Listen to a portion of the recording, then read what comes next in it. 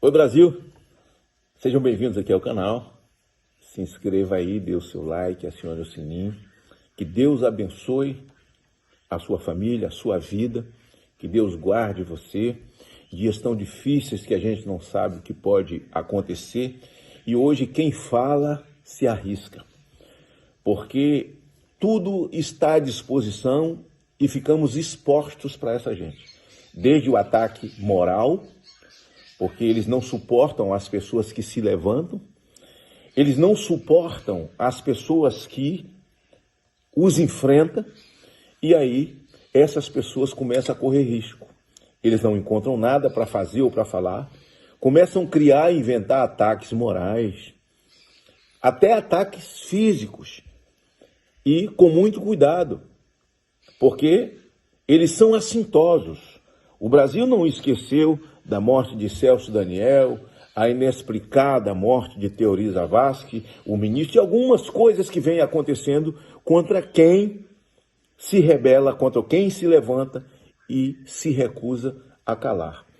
Eu sei de tudo isso, sei de todos os riscos que eu corro, sei de todos os riscos a que estou exposto e todos os dias sou cobrado disso pelas minhas filhas e por amigos mais próximos, de que são dias difíceis, e em dias difíceis, quando há um totalitarismo no Brasil, comandado pela Suprema Corte, e com essa esquerda sendo protegida, glamourizada, e que eles podem tudo, e esse pode tudo faz com que nós saibamos de riscos que nós corremos. Eu sei perfeitamente disso, até já disse aqui que todas as vezes eu me acordo, eu acordo com a sensação de que estou enxugando gelo, perguntando a mim mesmo se vale a pena colocar a vida da família e a minha vida numa exposição total para que essas pessoas que não têm qualquer tipo de compromisso, sabe, com a vida alheia, com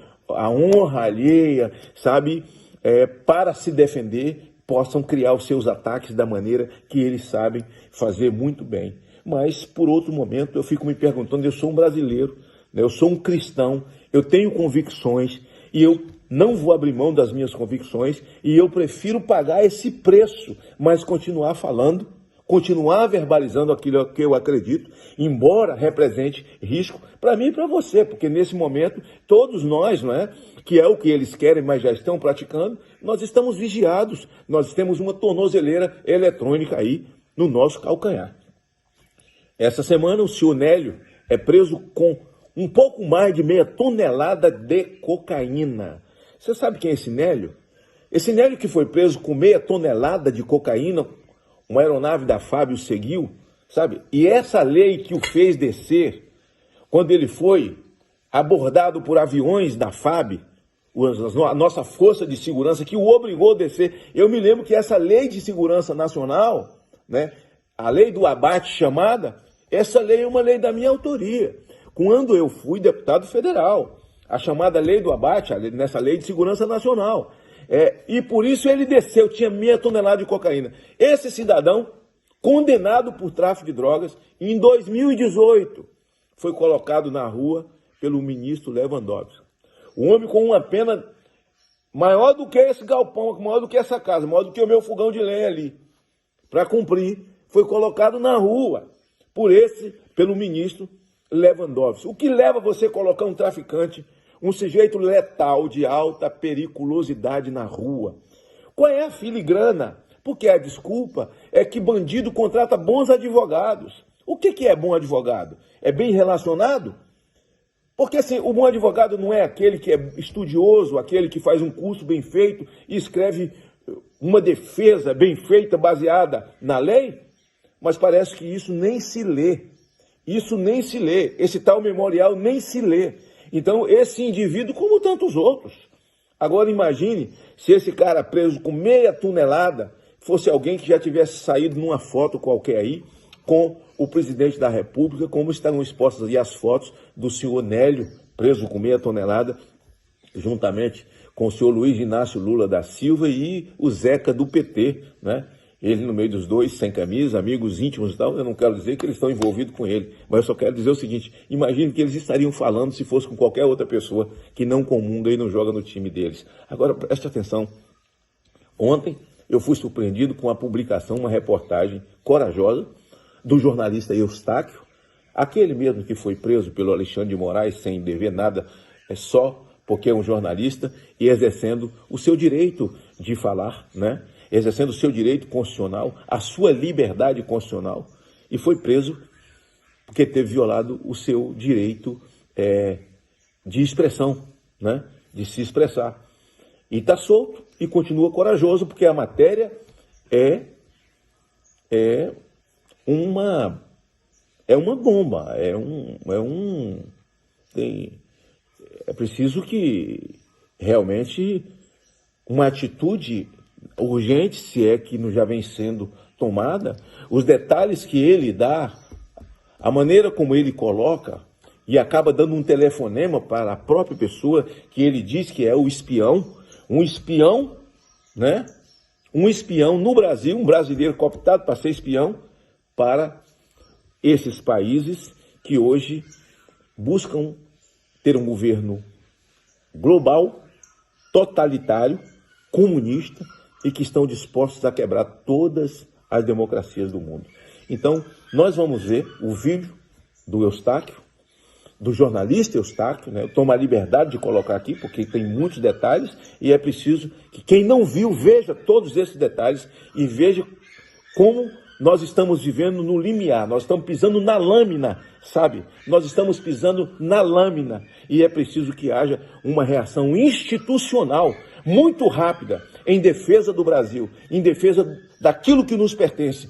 Isso sim é segurança nacional. Um brasileiro cooptado, espião, para fazer cooptação para entregar o nosso país aos chineses. Eu queria que você visse, e na verdade o que ele conta é toda, assim, é uma engenharia muito forte, né, de conquistas, de compras, né, de investimentos, desde a área de ferrovia, a área de rodovia, a área de portos, assim, um desenho muito bem marcado da China para poder não tão somente fazer investimento no Brasil, mas para comprar o Brasil, ficar com o Brasil.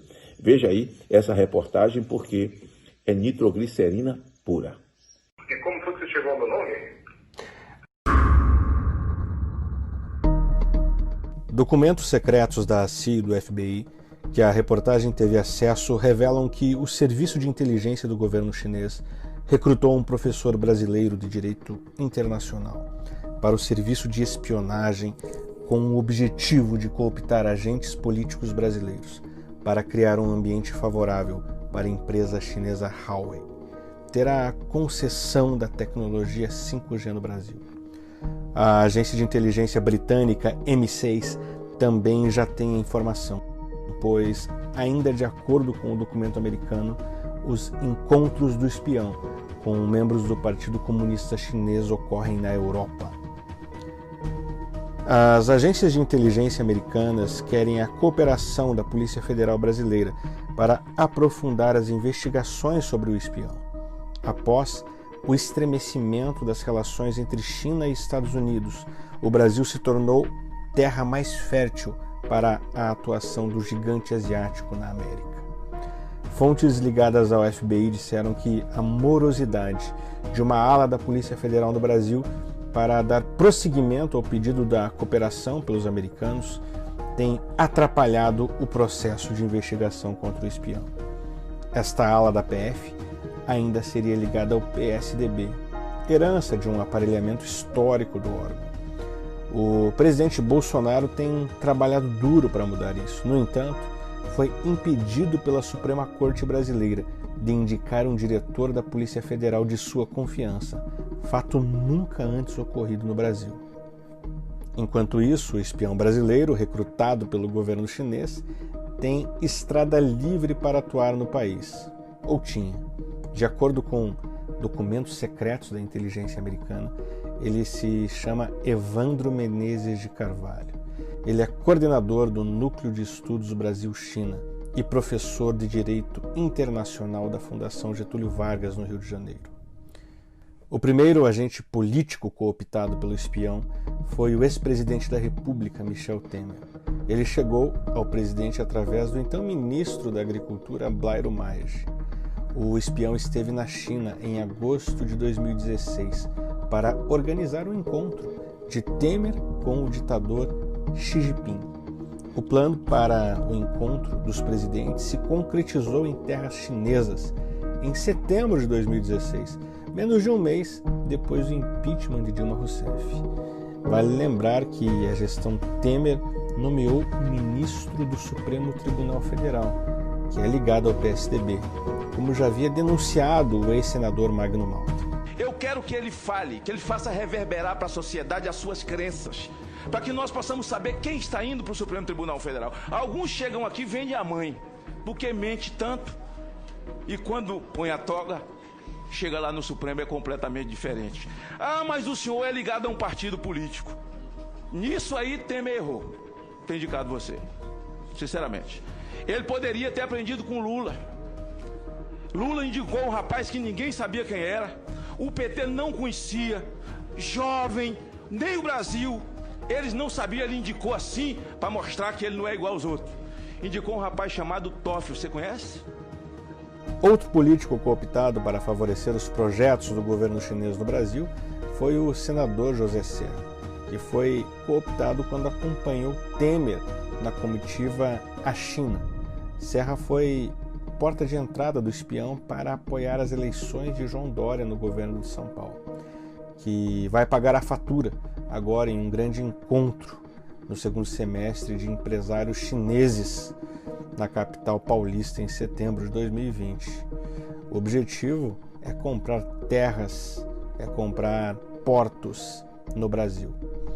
Ele tem carta branca do governo chinês para operar em nome do Partido Comunista e cooptar autoridades brasileiras para favorecer empresas chinesas a comprarem terras brasileiras para o cultivo de soja, compra de portos, como no caso de Paranaguá, do terminal de contêineres, do TCP, e no Maranhão, sob a chancela de Flávio Dino, lá no Porto também. Os chineses também querem construir estradas de ferro, ou seja, querem ter o domínio da tecnologia, do campo, das estradas de ferro e dos portos brasileiros. A reportagem teve acesso a um número de telefone fixo utilizado pelo espião para conversar com interlocutores do Partido Comunista Chinês. Conseguimos falar com Evandro Menezes de Carvalho nesse número. O senhor está sendo investigado pela FBI e pela CIA por trabalhos com a China, assim, né? O FBI e a CIA, eles entendem que o senhor teria que fazer um trabalho, chamam quase como de um espião, assim, né? Trazendo informações da China para o Brasil e vice-versa. E também pela M6 da Inglaterra, né? E pela M6 também, que é a Agência de Inteligência da Inglaterra. Tem um documento tem esse... E daí eu estou ligando para o senhor para dar a oportunidade do senhor falar, né? Que o senhor está sendo acusado de ser um espião no Brasil. Não, eu sou um jornalista. Isso não é um procedimento correto em um país que é uma república democrática, né? O senhor diz a China? Não, Brasil. Então, mas é que não é o Brasil, é que é o FBI que está investigando. Essa ligação, tá bom? Tá, mas o senhor não quer falar sobre isso? Desligou. Esse foi o professor Evandro Menezes, acusado pela CIA, pela FBI, investigado, não é acusado, na verdade, de ser um espião chinês. Ele ficou com medo, vocês viram. Mas vamos investigar mais.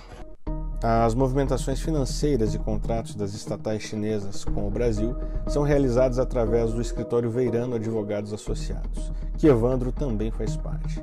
O escritório representa legalmente a Huawei e outras estatais chinesas ligadas à cultura da soja e logística. A reportagem foi até o escritório em Brasília, que fica no mesmo prédio da Huawei e de alguns órgãos do governo brasileiro, mas não encontramos ninguém no local. Também fomos à sede da Huawei, mas ninguém foi encontrado para falar sobre o assunto. Uma simples quebra de sigilo telemático de Evandro Menezes de Carvalho, considerado pelas agências internacionais de inteligência americana um espião recrutado pelo governo chinês, pode desvendar esquemas de proporções mundiais. A reportagem esteve na sede da Polícia Federal neste sábado, junto com o seu advogado, Dr. Ricardo Vasconcelos. Lá na Polícia Federal, colocamos todas as situações para a delegada de plantão, que vai encaminhar essas informações para a Corregedoria. Caso a Polícia Federal não coopere com o FBI e com a CIA, crimes de repercussão mundial podem ser continuados no Brasil. Uma simples quebra de sigilo bancário e telemático pode resolver todos os problemas. De Brasília, Oswaldo.